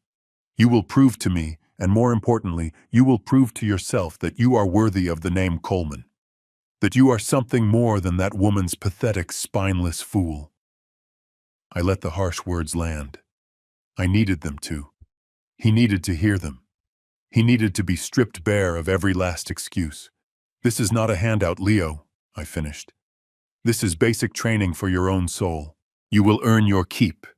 You will earn my respect. You will start over." Another long, heavy silence. I listened. I heard him take a single, shuddering breath. It was the sound of a man making a choice. The sound of a man at a crossroads, one path leading to the gutter, the other leading to this one last, difficult chance. "Dad," he whispered. He had to clear his throat and start again. I'm packing a bag. I'll drive down. I'm leaving right now. I'll be there. I'll be there in 4 hours." The 30 days passed like a legal formality. The law was the law. Patrick handled everything. On the 30th day, exactly as the termination notice stipulated, the $2 million house in Westlake and everything affixed to it legally defaulted to the Coleman Family Trust. To me. The first thing I did was hire a locksmith. I didn't go myself. I didn't want to see the empty rooms, the yoga studio, the basement. I just had the locks changed. The second thing I did was call the realtor. It's on the market as of today, I told her. The market in Westlake was, as Maya had correctly predicted, insane. It didn't even last a week. A tech executive from California bought it in a cash deal. $3.1 million. Patrick handled the closing. We paid the outstanding $500,000 mortgage that Leo and Maya had taken out the debt that had started this whole mess. When the dust settled, $2.6 million remained. I had Patrick deposit every single cent of it directly into the Coleman family trust. I had my money back, and then some. Leo arrived at my new house in Galveston 4 hours after that last broken phone call, just as he said he would. He showed up in his Tesla, the only thing Maya hadn't figured out how to drain, with a single duffel bag. He looked hollowed out, gaunt. The arrogance and impatience he had worn for the last 2 years were gone, replaced by a deep, profound, and terrified shame. Those first few weeks were awkward, a painful silence filling the vast, modern spaces of my new home. We were two strangers, father and son, orbiting each other. I didn't push him. I just let him be. I bought groceries. I cooked simple meals. We ate in silence. He spent most of his time walking. He'd leave early in the morning and walk for hours along the beach, just staring at the surf. He looked like a man trying to remember who he was, or perhaps trying to forget. He lost weight. The expensive clothes he arrived in seemed to hang off his frame. He looked broken, which I realized was the first step to being rebuilt. One evening, about 3 weeks in, I was sitting on the third-floor balcony, watching the sunset paint the sky in shades of orange and purple. The air was cool. I heard the sliding glass door open behind me. Leo stepped out. He didn't speak for a long time. He just stood next to me, gripping the railing, looking at the ocean. She's in California, he said finally, his voice quiet, raspy. She posted a picture on Instagram from a party in Malibu. She looks happy.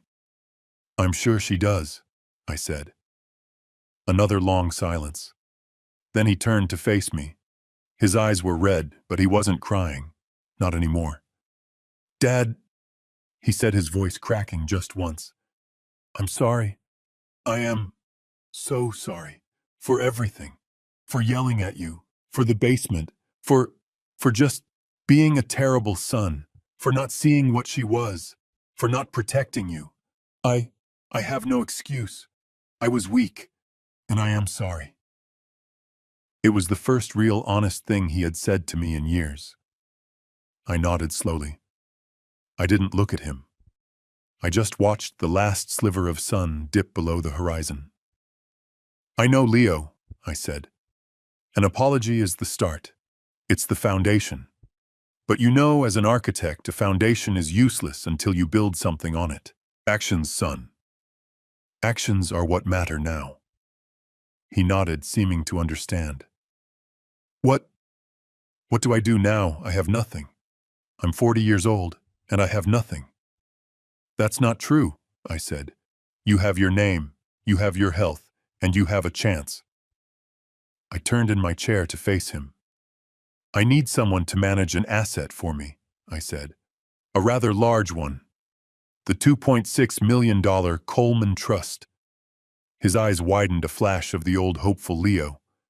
Dad, I can do that, I can. I held up my hand, stopping him cold. No, you misunderstood. You won't be touching a cent of that money. That money is for my future. Maybe for your children if you ever have any. But it's not for you. His face fell. But I do need someone to work, I said. The trust needs a manager. An employee, someone to handle the paperwork, to liaise with the financial advisors, to file the reports. It's a job, Leo. You'll work for me, here, in this house, and I will pay you minimum wage. You will learn how to invest. You will learn how to file quarterly taxes. You will learn how to work, really work, from the absolute beginning. You will start over. He stared at me, processing the terms. It was not a handout. It was a job. A hard, humbling job working for the father he had betrayed. He could have refused. He could have taken what little pride he had left and walked away. But he didn't. He stood there for a long moment, the ocean wind blowing through his hair. He looked smaller, but more solid than I had ever seen him. He straightened his back. He met my gaze, and for the first time in his entire adult life, I saw real, genuine respect in his eyes. "I'll do it, Dad," he said. His voice was quiet, but it was firm. "I'll take the job. I won't let you down again. I promise." I just nodded. "Good. You start tomorrow at 8 a.m. I turned back to the ocean. It took me 70 years. It cost me my wife. It cost me $1.5 million. I almost lost my son. But as I sat there listening to the waves, listening to the sound of my son quietly closing the balcony door behind me to go wash the dinner dishes, I realized I had finally gotten him back. They were thrown out of their house. They lost everything. But at least one of them had finally found his way home. Here's the lesson I learned at 70 years old. Family love might be unconditional, but financial support is not. Never give away your life savings on a simple promise. They called me a clueless old man, but this old man was smart enough to put Clause 4B in the contract. Legal paperwork isn't a lack of trust. It's a boundary. And if your family won't respect that boundary, they don't respect you. Greed is a disease that turned my daughter-in-law into a predator and my son into a coward. But the most important lesson is that sometimes the most loving act isn't a hug. It's letting them hit rock bottom.